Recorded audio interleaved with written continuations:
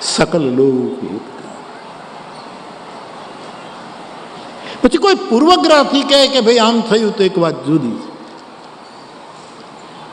આ સમઢિયાળા આપણું ગંગા સતી અહીં બાજુમાં, ત્યાં હું કથા કરતો હતો ને એક કોઈક વિચારે કે ભાઈ આવ્યા 3 દિવસ રોકાણા હશે અને પછી મને મળ્યા તો નહીં, અને મોટો કાગળ લખ્યો કે બાપુ હું કથાને 3 દિવસથી સર્વે કરું છું, આમાં 50% લોકો મેળો જોવા આવે છે, 30% લોકો ખાલી ખાવા આવે છે,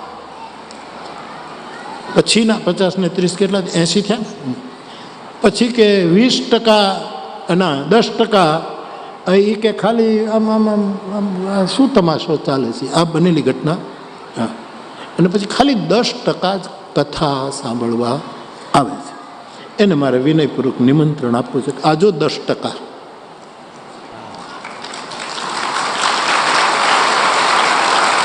આ 10%,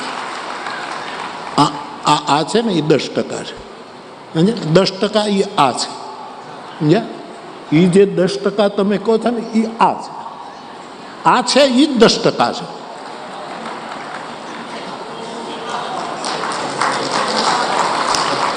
બાપા જય સિયારામ.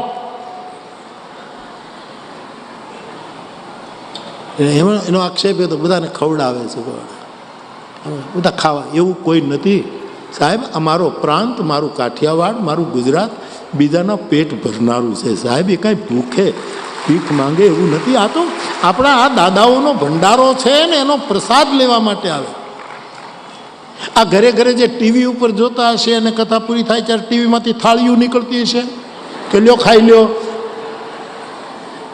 એને બધી ખાલી બધા આ પરદેશમાં કથા સાંભળતા એને આમ પડદો ટીવીનો તોડીને થાળીઓ નીકળતી હશે. અને એ દાદાએ પાછા 3 દિવસથી 2 ટાઈમ જમીને પછી ટીકા કરતા હતા. એ કેટલું સરસ કહેવાય. કારણ કે એનું સૂત્ર એવું હતું કે ભૂખે ભજન ન હોય ગોપાલા, ભૂખે નિંદા ન હોય ગોપાલા. એવું કરે, એવું નથી બાપ. એકાબીજાનો પ્રેમ તો કથા સૌ લોકોનું હિત કરનારી છે અને સમસ્ત લોક બ્રહ્માંડોનું કલ્યાણ કરનારી ત્રિપથગામી ગંગા છે, એવું તુલસી કહે. કથા જો સકલ લોક હિતકારી સોઈ પૂછન ચહ શૈલ કુમારી. શિવજીનો પ્રતિભાવ છે. પૂછે હું રઘુપતિ કથા પ્રસંગા સકલ લોક જગ પાવની ગંગા. આ તો સમસ્ત લોકને પવિત્ર કરનારી ગંગા છે. અને ભારતી શબ્દ માટે માણસની આ બીજી 2 ચોપાઈ મેં લીધી અને સંગતિ કરી. લોક ભારતી, માનસ લોક ભારતી. બીજી પંક્તિઓ ફરી એક વખત તમે ગાઈ દો.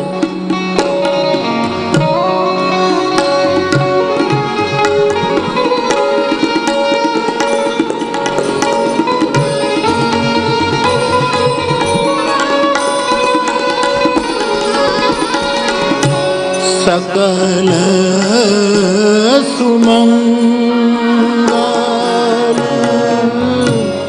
सजे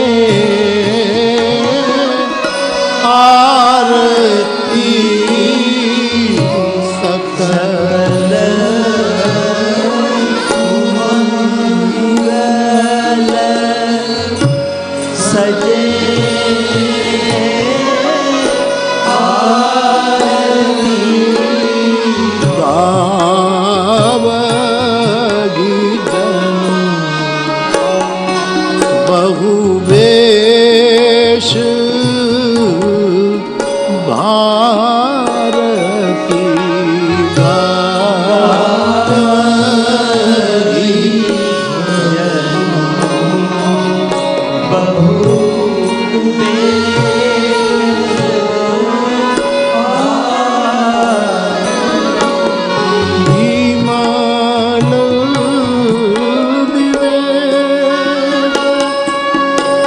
धर्म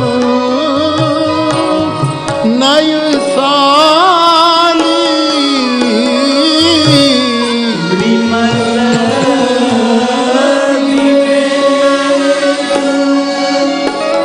धर्म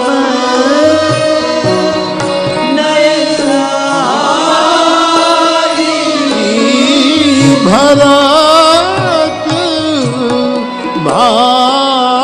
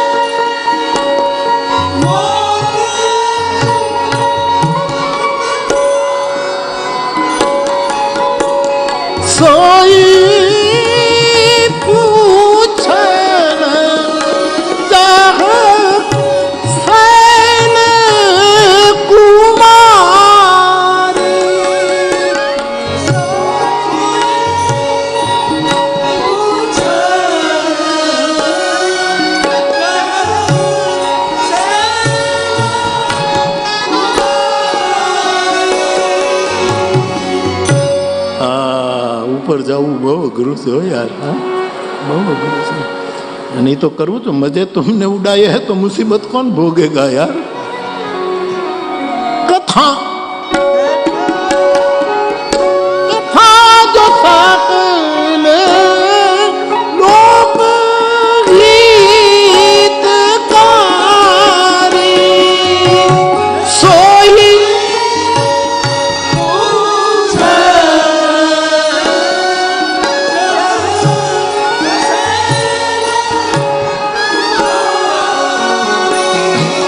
આમાંથી કોઈ અમને નથી કહેતો કે બાપુ ઉપરનો સુર લો, પણ અમને તૂટી જવામાં મજા આવે છે.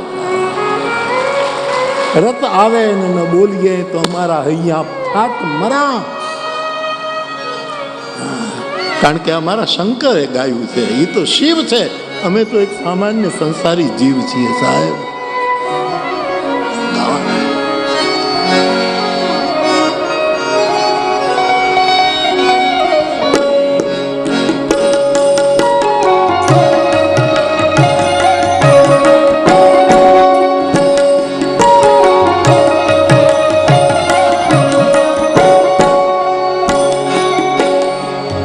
सबको सन्मति दे भगवान, सबको सन्मति. રંગોળામાં કથા હતી વર્ષો પહેલા. રંગોળા આ ભાવેશ્વરમાં ભાવનાથ મહાદેવ વર્ષો થઈ ગયું. અને ત્યાં પેલી હાઈસ્કૂલ છે ને, એમાં મારો એક રૂમમાં ઉતારો હતો ને લેરગીરી બાપુ ને લાલ બાપુ ને એ બધા મહાત્માઓ ત્યાં મારો ઉતારો.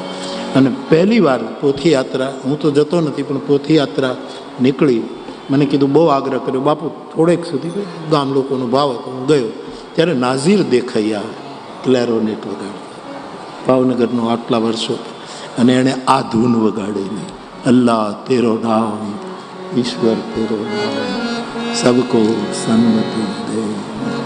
ત્યારની મારા મગજમાં મને નાઝીર યાદ આવે છે. અને આપને ખબર નહીં, આ એરિયામાં એક બહુ મારી ત્રીજી કથા, એટલે તલગાજરડાની બહારની ત્રીજી કથા. તલગાજરડામાં પેલી 5 કથા, પછી ત્રીજી કથા તલગાજરડાની બહાર પહેલી, અને આમ છઠ્ઠી કથા ધણફુલિયા ઓજત નદીને કાંઠે પેલા અયોધ્યાના સાધુ પાસે. બીજી કથા થઈ એ અહીંયા થઈ લંગાળા ગામ. લંગાળા ધોળાની પાસે છે ને, લંગાળા ગામમાં બીજી કથા હશે. બીજી કથા 65-66ની વાતો છે. બીજી કથા નાનકડા એવા ગામમાં લંગાળા. અહીંયા બધા અળાવાળા ગામ બહુ છે, ધોળા ને લંગાળા ને ઉમરાળા ને રંઘોળા ને બધામાં આ બધા અળા ને એકટાનો અળાવાળા બહુ ખોજા ગામ છે. ખોજા ગામ છે. લંગાળામાં કથા થયેલી વર્ષો. તો શિવજી કહે છે, દેવી આપે એવી કથા પૂછી છે જે સમસ્ત લોકને પાવન કરે છે. એવી કથા રામકથા.